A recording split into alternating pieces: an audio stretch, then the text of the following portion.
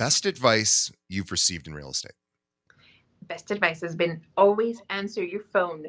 I think a lot of people take that for granted, and it's such an easy one, and it's something that we should all be doing at all times. But I make it my priority. If we all have a life, we all have meetings, we all have things to do. But I make it a priority to, at the end of the day, just go through all the missed phone calls, all the missed text messages, and answer each and every one of them because you never know what you're going to get. It's a great one.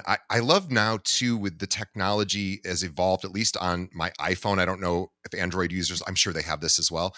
But now when people are leaving messages, you get to see the transcription in real time and you could interrupt and you can literally pick up like you used to be able to do with answering machines. Yeah. And so I love that that's the possibility now. So even if you don't answer it right away, you could pick it up mid sentence and be like, oh, I'm here, I'm here. Yes, So yes, yes, yes. you know, it's funny. I asked one of the top realtors here in Chicago, and I mean, does $200 million a year herself, and why she's so successful. And she didn't say I answer the phone, but she said something basically akin to that. She says, I call every one of my clients every week. And I said, and she goes, no, that's it. I said, what do you mean? She says, I call every client I have every week and give them an update on what's going on. And I said, and and I was like, there's got to be more to it. She goes, well, there is more to it, but she goes, that is the consistency. So picking up your phone, doing those things, we take it for granted that everybody Mhm. has those practices, but obviously everybody doesn't. Okay, worst piece of advice you've received in real estate? I think the worst piece of advice has been not to go on social media, not to adapt to changes. It's just like, who has time for social media? Who has time for TikTok or Instagram? And I'm like, it's the new way. Change is inevitable. I feel like in my industry in real estate, everything is constantly changing, and it's either get on the boat or get lost. Like that's just the way it works. Yeah, I agree. I am not particularly strong on social media. Our podcast isn't particularly strong on social media. And this next year, I think we're going to have to hire somebody to help me with that because I don't spend much time on social media myself and I'm missing out on a lot of opportunity to engage with our audience. But Karina Chavez is our guest today. I am so excited. And Karina is a real trooper. She actually fractured a bone on the day that we were going to record initially. And she is here now and we honor her. She is with Century 21 All Stars in Albuquerque and is a total superstar. I Keller really Williams. Just want to tell you, Keller Williams. Oh, So sorry. I'm so sorry. Keller Williams. My apologies. Keller No Williams worries. in Albuquerque. Yes. And Karina Chavez, she's a real estate professional based in Albuquerque who specializes in helping investors and also first time home buyers. She built her brand around authenticity, community, and education, specifically educating clients so that they feel empowered in every step of the journey.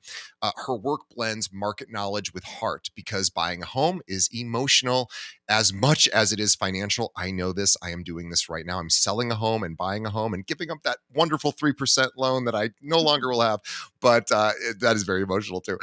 Karina's work blends market knowledge with heart. Oh, I'm sorry. She's known for her energetic Instagram presence, which, by the way, we're going to promote her Instagram in just a moment, where she shares real estate tips, behind the scenes stories, and her life as a mom. She loves connecting with people, finding opportunities others might miss, and creating experiences that make clients feel supported. She is doing something very cool on the development side we're going to talk about in just a moment. Real estate is not just Karina's career, it is her calling. Over the last 5 years, she has dedicated a lot of her time into purchasing 1950s motels and converting them into affordable housing. How cool is that? Follow Karina on Instagram at Karinita Sells Social. I will have a link to that in the show notes. And so you don't have to worry about spelling it. Just go to the show notes, click on it, follow her. She has wonderful social media. Karina, welcome. Awesome. Thank you so much. That was a great introduction. You're amazing. Well, I will tell you, my team, I my team writes that for me, thank goodness. And I will, I tell you, I even screwed up on one of them, so I apologize there. But you have done so many things, and I am really impressed with your ability to just try different avenues within real estate. And let's start at the beginning. Why real estate? How'd you get in? You know what? It has to do everything with my dad. Everything I know comes from my dad. My dad has been or was a realtor for you know, even in Mexico, he was a realtor. So I was born and raised in Guadalajara, Mexico. And in Guadalajara, he was a realtor. And we moved here in 1994. And he's like, I am going to keep doing what I do. And I started helping my father because times were changing. You know, back in the day, you used to make an offer and send a fax. They're like, "Hey, check your fax machine. Make sure you didn't get any offers." And then it was email, and Dad had a hard time adapting to it. So I started helping him out, and slowly we just merged, and we worked together for 14 years, every day, side by side. It was amazing working with my dad.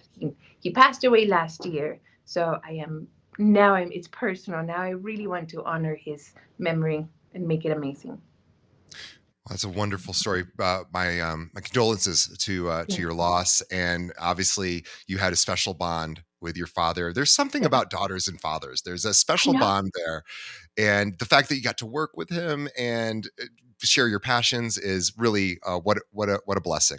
So and to continue on in his legacy. So I love that. What a heartwarming story. And so tell us a little bit about getting into the business now. You're kind of running things yourself now, but let's start at the start. What did you learn from your dad? Because obviously he was successful. You're a top 1% producer. What were some of the things that you saw him do with his clients that really impacted you? He treated them like human beings. He treated them like he was in their shoes. Like he always acted in their best interest.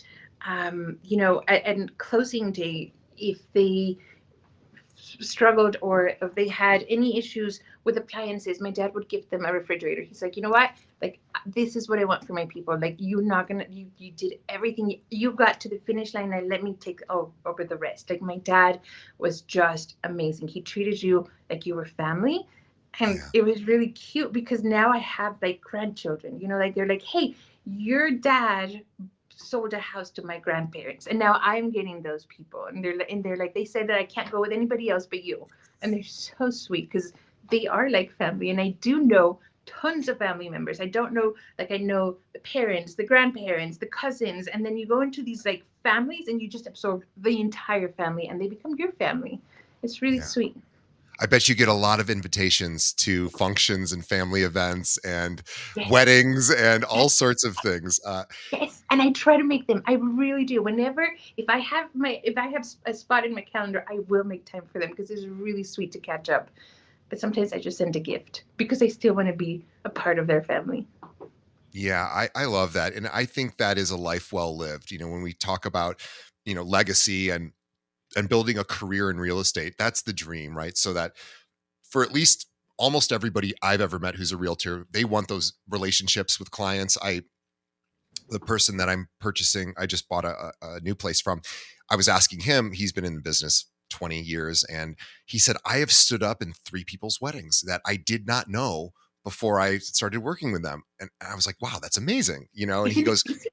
yeah, he Yes. was like, "How cool is that?" I go, "That is very, very cool." There is something so special about helping people with not only potentially their largest financial purchase, but also, yeah, that it's such an emotional experience, and it's really fraught with all sorts of challenges, right?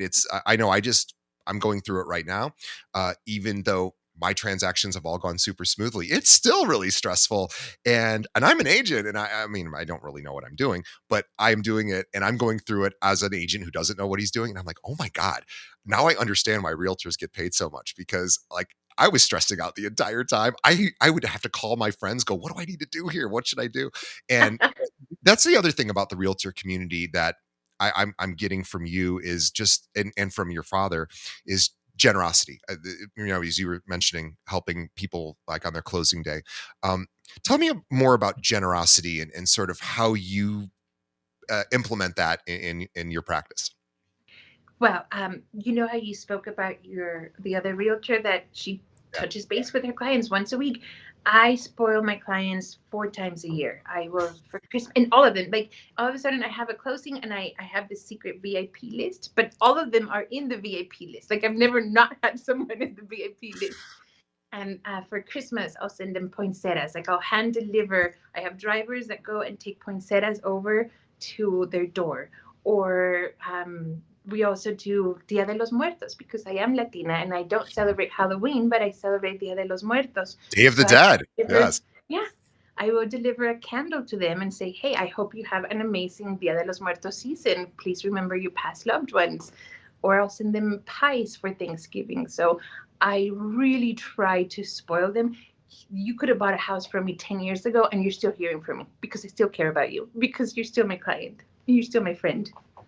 Yeah, you have that servant heart. I can feel it and hear it coming off of you, and that those are who make the best realtors, in my opinion, and people who are really kind of meant to serve. And I do want to talk about working with Hispanic clients because it is something that we don't really tackle on our show very often. But if we look at the data, they are the fastest growing people that are buying property right now, and Yeah. so it's very important, I think, for all agents, no matter what your ethnicity is, to understand the needs of the Latino market and those clients, what they're, how they think about purchasing property, maybe their fears, especially right now. There's a lot of fear right now, with the current administration. There's obviously a lot going on there politically, and it's just a difficult time, I think, right now. And so I would love for you to weigh in on, tell us, what if I was an agent looking to work with more Latino clients, Mhm. what should I think about and what should I know? For in the early 2000s, there was a lot of predatory loans that were done Yeah. towards the Latino community. So a lot of people lost their houses because they had these crazy interest rates that they were a variable interest rate. They got Yeah, into a they were lot of interest trouble only loans that would and would they change up via LIBOR or something, and they would be at like 2%, and then they jump up to like 7%, and it was crazy. exactly. Yeah, But the worst part is that they didn't know. They didn't know what they were right. signing up to. They thought Yeah, they were going to have that 2% for 30 years and the house was going to right. be paid off. So I think part of what I've understood with my community is to just be super transparent with the loan documents, which is I'm not a loan officer, but I get the loan documents. So the loan documents get emailed to me. I print them out and I go over page by page with my clients so that we can see, hey, it's a fixed interest rate. It's never going to change. Nothing is going to happen. Let's just be upfront about taxes. Let's be upfront about insurance. Let's be upfront about everything. And I think the more I communicate with them, the more they trust me. And once I have their trust, I have them forever. And they become mine. Yeah, I totally agree, and I remember the interest only loan days, and I remember Mhm. they were disproportionately. Hispanic people were Yeah. disproportionately affected by that because it seemed like a really good idea. And let's be honest, nobody really understands how mortgages work. I mean, No, they certainly don't. the lay people don't, and I barely do. And I have, I've had mortgages for 20 years, and I barely understand it, and especially back then when it was interest only, it was so weird, and it could like jump a certain number of basis points every year, but it would get very. It was just a very strange time, and a lot of those people did sort of, get unfortunately not well educated on it, and Yeah. that's a huge problem. And I think too the the idea of education, right? So you probably deal with a lot of first time home buyers. So what do you think the most important thing to tell somebody who's renting, who maybe doesn't even know that they could purchase? How do you help start to educate them on, hey, now it's time to take the step to become a homeowner? Yeah, it's funny that you asked me that question. Yesterday, I had a client and I sold her a house 2019. 2019, I sell her a house. She was very uncomfortable with the idea of buying a house. She was only doing it because her family told her, buy a house. She didn't qualify for much. She qualified for $160,000. We found her a beautiful three-bedroom, two-bathroom, older house, 1952 house, but it had good bones. She complained when the taxes went up. She complained when insurance went up. I for the 5 years I've seen her at least twice a year because we shop for insurance or we submitted tax proration so that they could lower her taxes. Like so, I've helped her for 5 years, but she has complained for 5 years about buying this house, right? Yeah. I said to her, it's your home. You're building equity. This has been a good move for you. Like You could have been renting, and granted, your taxes wouldn't have gone up, or you didn't have to take care of any repairs, but you have an asset for your children. Yesterday, she called me out of the blue and she said, Karina, can you fit me in? And I'm like, of course, coming in. And I was expecting something like taxes went up, right? And I'm like, how are we going to fix it? But she said, I had a stroke last month. Oh no. I have $40,000 in debt and Oh I don't know what to do. And I said, you know what? This is what your house is for. This is what all the sacrifices have been for. yeah. Her house is now worth 250,000. We're Oh gonna wow. refinance it. We're gonna cash her out. She's gonna keep her home. She's gonna keep a Wow. really good payment on it, and she's gonna eliminate all of her debt. And I'm like, this couldn't have happened if you were renting. This is your lifeline. This is what keeps Wow. you going. And she, I mean, obviously, we started the refi process right away, and now she's going to be okay. That is an incredible story, and how fortunate for her that you are in her life and you were able to, to get her to this place where she had this life emergency. And we all know life emergencies happen to all of us. And Yeah. she's able to take advantage She of wanted to the sell it. So she came to me because she wanted to sell it. And I said, if we sell it, where am I going to move you to? That's not the answer. I'm like, right. let's look at the whole picture. I'm like, I'm not going to make a commission out of you because you want to sell. Is this the right move for you? Yes or no? No, because then you're going to be homeless. Right. Yeah, you just basically gave her an option she didn't know was possible, Right. and she stay in the same house. I can't imagine that is going to be a client for life, obviously, Yeah. and she's going to tell a lot of other people. You're not going to believe what my real. And by the way, you're not going to believe what my realtor did for me for free. This is not. You are not getting paid on this. So in addition to being just a good human being, or in addition to being a great realtor, I meant to say you are also being a wonderful human being to this person. Thank you. And this is that servant mentality, I think, is and boy, I would imagine you will get many referrals if you haven't already from this one person. But what a great story.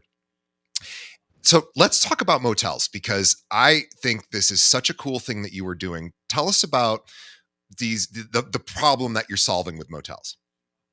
Okay, so in Albuquerque, we have Route 66. We have 22 miles that are all Route 66. So it's the longest stretch of Route 66. So we have a lot of motels along Route 66. Yeah. These motels, unfortunately, are not popular anymore. Now we have Hiltons and Residence Inn and Marriott's, and you're not going to go and stay at a Route 60, at the People 1950s don't motel like to that's. stay at motels. Yeah, yeah. No, they don't want to stay, and it smells like smoke, and the bed is dirty, and you're just not going to do it. So there's a lot of dilapidated motels on Route 66, and they are, well, they're a problem. They're a problem. They're a problem for, there's drugs, there's prostitution, there's just bad things. And unfortunately, a lot of them are in my area. My side of town is 87121. That's where I sell the most. That's where I consider my bread and butter. And these motels are just not good for my community. I wouldn't feel safe um, because of all the crime that they bring. So colleague of mine said, Karina, there's a motel for sale. Make it into affordable housing. And I was like, oh, I don't know. That sounds a little bit hard. And he's like, Karina, you're young. Like, this could be your 401k. I said, I don't Yeah. know. I've never even considered financing a motel. Like, oh my gosh, how much does it cost? Like, down payment. He's like, Karina, don't worry. They're going to do a real estate contract, put 10% down, and then you can live off of the rent. It sounded really easy. It sounded amazing. I went to see them and it was like, wow, phenomenal. It looks great. They have kitchenettes. They're fine. Um, Once I got into them, I realized, I needed to update the plumbing, the electricity, the HVAC units. I mean, it was a lot more work that I was anticipating, but it's so rewarding. I have a ton of like veterans. I have a lot, like Catholic Charities is in there, a lot of different organizations that just have single people that don't have anywhere to go, and they come to me. And then I had a wait list on the first one, so I said, hey, this is a thing. Like, people need affordable housing. We provide electricity, water, internet. We include all the utilities in the rent, and we provide a safe environment, and that's what we do. So we bought one, and then a second one, and then a third one. Wow. Yeah. Have like the local news picked up on this and done stories? I imagine they would have. They haven't. There's a magazine from Colorado that came and did a whole article on it, Yeah. but no, I think I don't know. I don't brag about it a lot. Yeah. I think I'm just happy that I'm providing for my community. What a great story to tell as well. And do you anticipate doing more of these? So, funny story. I have another one. I have a fourth one, and that fourth one is in between. Like it's in my same zip code, but it's in the area. And I said I can't do affordable housing. I'm going to saturate the area. All three of them are rented out. Let's do something fun for the community. So I am turning that one into a shopping center. So it's going to be 7 restaurants, 2 bars, Wow. nail salon, barber shop, a paleta bar, so obviously Mexican ice Yeah. cream. So I want somewhere safe for the community to be able to go. You can get your nails done, the husband can be watching the game, and the kids can be getting an ice cream. Everyone can be there together. I want a safe place for my community to be. Wow. I think those called third spaces, I believe they're called, or something like that. Second spaces, or where communities can kind of come Yeah, together and enjoy. And I love that. yeah. What a wonderful idea. So you are, you're a realtor, but you're really a developer at heart. It's been really hard. It's been really hard to be a developer. There's been a lot of lessons and lessons you don't expect. Like, I thought the food hall would be super fast and easy. No, I had to put in a fire hydrant. And I was like, what? Why do I need to put in a fire hydrant? And they're like, well, you're going to have a lot of people there. And you're like, I didn't think about a fire hydrant. Like, what are you talking about? So it's just been one lesson after another. I'm very grateful for them. And I think what makes me happier is knowing that I will be able to provide a place for my community to hang out as a family. I don't think we have enough of those places. I think, Correct. you have restaurants, but then, there's life. You have to get your nails done. You have to get your hair done. You have to get everything, and you want to be able to go out as a family. Yeah, in the 70s, there used to be things called community, and even in the 80s, there used to be community centers where people would, especially young people, would go and Hmm. congregate, and they don't really exist anymore. And it's really important for people to have spaces to hang out. And malls are kind of took over that thing, but then malls kind of went away, and malls aren't Yeah. as popular as they used to be because people are shopping online, and so we still have this need to get together. And I Yes. love that you are developing those things in a real positive way for your community. And I've always said, you know, well, it's not I've always said, I've learned from doing 700 episodes that real estate is so hyper local. Yeah. If you can be of value to your local market, you will be rewarded with lots of business because you are giving to the exact industry, the exact community that you are serving. And Right. you're not just helping them find homes, you're actually actively helping make the area more attractive, more safe, and certainly more affordable. So I really honor you for doing this. It must be a lot of fun, despite how challenging I'm sure it is. It is super fun. I have to tell you, I am impulsive, and I see something and I'm like, let's just do it. And I'll figure out how. Like, if I see a good deal, I'm like, I want it. And God always just puts it together. Like, I'm like, how am I going to get finance for? If you would have asked me 5 years ago, how do you get 4 motels under contract? I wouldn't have been able to tell you. But the opportunity came, and then I figured it out. I'm like, you know what? Let's do this loan, or there was just ways. It just happened. But without my husband supporting me in every way, like, there's no way I would be here, because I think of the ideas and I jump, but he executes them. He's the one that, he does the remodel. I mean, he doesn't physically do the remodel, but he's project manager. And he's going every day to Home Depot, and he's going every day to check up on the workers, and he's making sure that the work was done right, and he's pulling permits.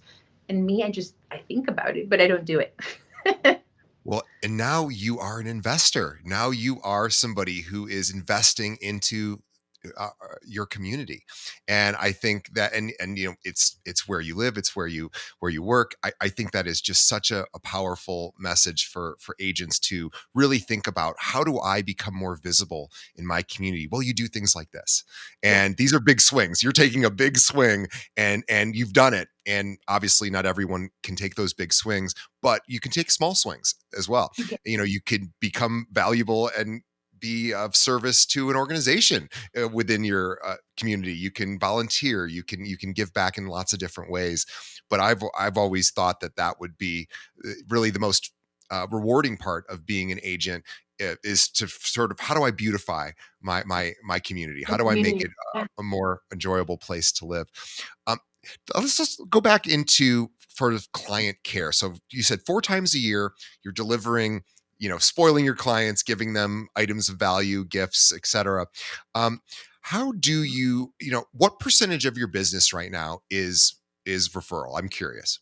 100%. I don't do any Zillow leads. I don't do anything. It's all referrals. And how many homes do you think you'll sell in the next 12 months? What do you think? Um, Year to date, I'm at 89.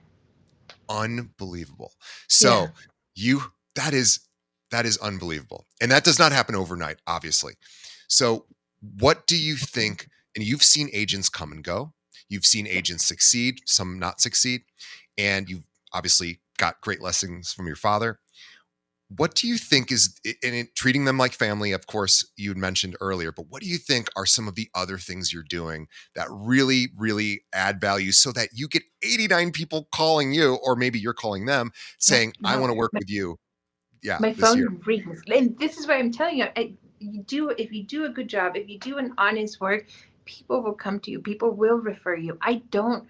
It's funny. All the trainings are like, oh, if you want these many appointments, you have to make these many phone calls. I Yeah. have never had to do that. The You don't make phone phone calls. rings. No, no, no, no, no, no. The phone calls come to me, and it's like, hey, you were referred by my cousin. Hey, and I'm like, oh, how's your cousin doing? And then I'll send that cousin a $25 gift card. Hope everything's doing great. I miss you. Let's have coffee soon. I Yeah. just have to keep up with my database. I love that. I love that. So that is really amazing. And that imagine, I imagine a lot of our listeners are thinking, oh my gosh, 90 homes in a year, without basically answering the phone. And again, it's not magic. She didn't No. This didn't happen to her. She built this community, of a self-sustaining community, through incredible hard work. Um, Yes. that's what people don't see, right? And you probably do a lot of things for free as well, along the way, and then that obviously rewards you when the time is needed for a realtor. But it is just give, give, give, give, give, and Yes. one day you receive as well. I love that. If you were a new agent starting out, what would you tell them to do to get started? So if somebody's listening here who doesn't have this big community but wants what you have, what would you suggest for them to start doing? Number one, I would reach out to everybody in your database, because you do have a database. You would first create a database, right? Like your mom and dad, practice on mom and dad, but create a database. Your friends, your colleagues, anyone that you know, put them in a database, send them a calendar, pick up the phone and tell them, hey, I am a realtor. I am doing this now. Do you have anyone that's interested in purchasing a house? Is there, or even just get a neighborhood and send in CMAs, just get your name out there, just door knocking, anything, just to start getting out there and getting practice, because you are going to mess up, you are going to have bad scripts, but the more you do it, the more natural it is. It's crazy. So the place I just sold, it was a new development. It's 5 years ago. It Mhm. was built, and we've had people sell within that 5 years. It's not a lot of people, but do you know how many random CMAs I got from agents? And there are 45,000 realtors in the Chicagoland area. I got maybe, actually, I do think I got one. I was going to say zero, but I think I actually did get one from an agent a couple of years ago. And I was like, oh my God, literally one. And I was like, anybody, and again, maybe they know I'm a realtor, so they didn't send it to me, but I asked my neighbors, they didn't get them either, unless it was from their own agent. But I mean, like, what an opportunity, right? To reach out to somebody in, in an area and say, hey, I want to give you a new updated evaluation on your property. Like, it's easy to do. It costs almost nothing other than time and maybe the price of a stamp. And it's valuable. It's important to Yeah. people. And Yeah. everybody's checking their Zestimate anyway. So you might as well throw your hat in the ring and say, hey, I think the Zestimate might be a little off. I've got a better, predictor. And I want to give you through my experience. So I think that is such a great idea. It's like, it's so obvious. And I mean, nobody does it. It's crazy to me. Uh, People used to do it. I remember years ago, when I was 10 years ago, I would get things in the mail occasionally. I don't get anything in the mail anymore. It's amazing. So I think the the the sort of the field is wide open for agents to take advantage of this. And like you said, give them something of value. Yeah. My kiddos hate going to Walmart with me because if I go to Walmart and I'm like, hey, I'm just running in, I'm getting milk, that's it, like in out, and they're like, Mom, you're gonna run into like 20 people, you're gonna talk to everyone, and it's gonna go from 10 minutes to 45-minute trip. So now my kids are like, no, no, no, just give us the card, we'll go buy it. You stay in the car. like, I'm like, okay, guys, okay, fine, I'll stay in the car. Yeah. It You have made yourself invaluable to that community. And yeah, going out in public, you probably just see lots of your work, your past Yeah. work, as you're going through, and you see these wonderful clients, and just basically spreading joy throughout. And then I follow them on Instagram, right? So then I know, like, I'm like, oh, they just had a baby. And I'll be like, girls, let's send them a gift card to Amazon, or let's send a baby basket. Or, I will. Like, if you post something that I need to know about, I will send you a gift card. I'll be like, hey, congratulations. Hey, let's do this. Like, yeah, totally. I will always spoil you. What I notice most about you, and again, this is a mindset thing, I think, but I think it's really important. You have a lot of fun with your job. Oh, I love my job. I love it. My husband is going to Dallas today, and he's like, Karina, please just come with me. And I was like, I am so looking forward to you not being here and me just working for 4 days without having to worry about dinner or anything. I'm like, I just want to work. I just want to be with my people. I just want to be having fun because, yes, it is. I have so much fun in my job. And it's infectious. I mean, I'm like in a better mood just speaking with you. And I Good. always think, if you can have this much fun at work, and I interview people, and not that it's not hard. Of course it's hard. Like, everything in life is hard. So that the hard part's built in. But if you can have fun while it's hard, it makes it just really enjoyable. And I really get that from you. And I think, boy, it must be fun to work next to you, because uh, It's stressful, but it is fun. Like, if you open my calendar tomorrow, I know because my husband's gone, and when my mom lives next door to me, so it's really easy. The kids know that they have a home cooked meal at my mom's house, and I work. We have this routine that when my husband's out of town, I can work until 8 or 9 p.m. And I know tomorrow my day starts at 8 a.m. and it ends at 9 p.m. Most people would be like, "Oh man, that's a really long day." To me, I am seeing some of my favorite clients tomorrow. I am so thrilled. I'm like, yes, I go from one appointment to another, and they're all amazing people. So it's, well, it's exciting. you're hanging out with your friends is Yes, essentially what you're doing. yes, that's I mean, how exactly it. fortunate is you get to spend time, if you build your business correctly, you get to spend time with your friends all every day. Like, that's Yes, pretty cool if you think about yes, it. yes, Yeah. And there are a lot of professions that have this. Financial advisors have it, maybe accountants. But there's something special about the realtor and the home purchase. There's something super emotional that maybe the financial advisor doesn't quite get, or the insurance agent, or the accountant. But that is something that I think, if we really lean into that, and you have leaned into that heavy, that yes. it really pays back and rewards you. And you don't worry about marketing. You don't market. You just go, I'm just going to be there for all of these people. I care about them. I know what's going on in their lives. I pay attention on social media to what they're doing. I send them things to let them know that I am paying attention. I see you. I hear you. I know you're doing this thing. By the way, how good does it feel when somebody contacts us and goes, I saw you just did that cool thing, or you went on that vacation? And, we all want to be seen and heard. And I know that sounds kind of like, so obvious. It's not that obvious to people. If you can make people feel seen and heard and appreciated and cared for, which is, I would say that's your brand, is people feel cared for, Yes. when they work with Karina. And I just think, boy, you're going to have clients for life. God willing, because they're my friends. They are amazing, and I'm so grateful for them. Wonderful. Well, Karina, I am so grateful for you. So you came on our show. You braved a broken bone to get here. You are still smiling and laughing and having a great time. And I know life is not super easy with all the transactions you do, being a mom, running a business, and being on this show. So we honor you. And not only did Karina break a bone, then I had to reschedule this thing. So she has been super just generous to me and my time and for our audience. So you're infectious. You're so much fun. And I hope our audience gets the idea of your attitude. I think the attitude of what you do is really, really something that our listeners can take away, is have fun with this job, treat people with kindness and care and respect. Remember how hard it is for them to, I'm going through it right now. And boy, there's always like all these extra expenses that you didn't think about.